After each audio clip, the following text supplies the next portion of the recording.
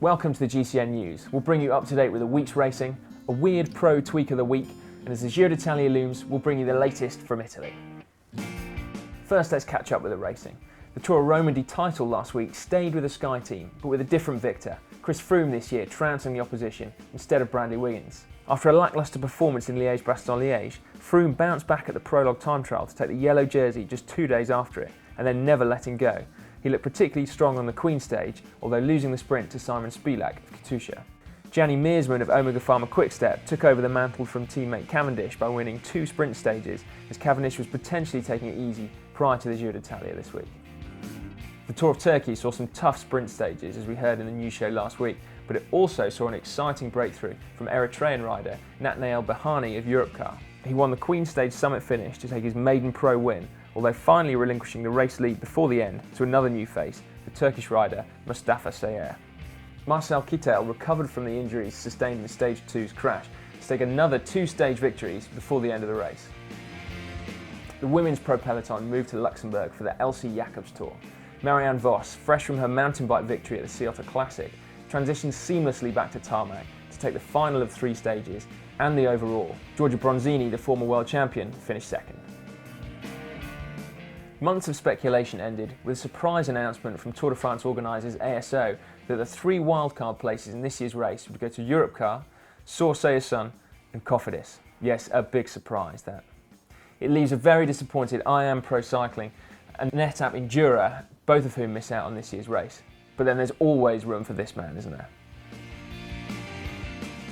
This week, the website The Inner Ring reported that Adam Hansen of Lotto Belisol has been doing some serious tweaking of his shoes. Check these out. Home moulded carbon fibre, fishing wire, and what looks like a city ratchet.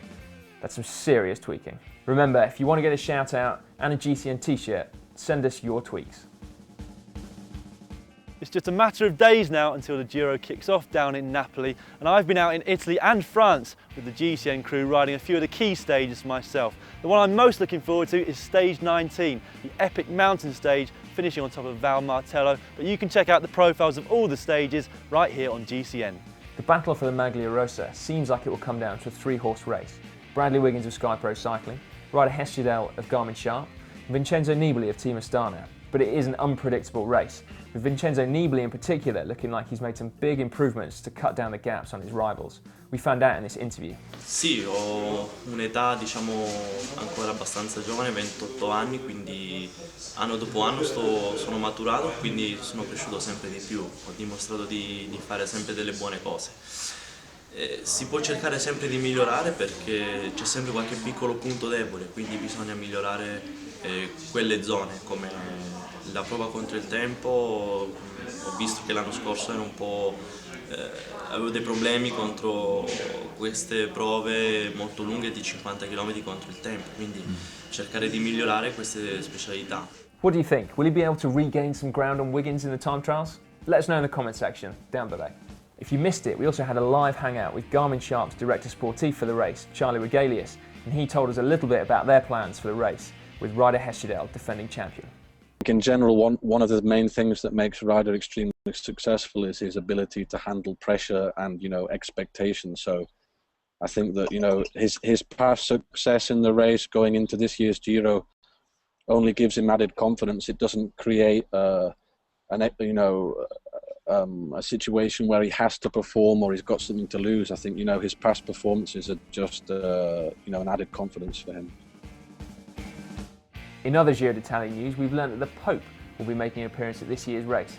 He'll be blessing the Maglia Rosa. Who knew he was a cycling fan? Right, I need to find my passport. We're off to the Giro, taking you behind the scenes every day, and expect next week's news show to look a little bit sunnier. Is there anything in particular, Dan, that you're really looking forward to over the next 3 weeks, apart from just great coffee and nice food when you're out there? Well, I think stage 19 looks particularly exciting to watch on paper. It's only a short stage, it's just under 140 kilometres, but it goes over 2 climbs which peak at over 2,500 metres.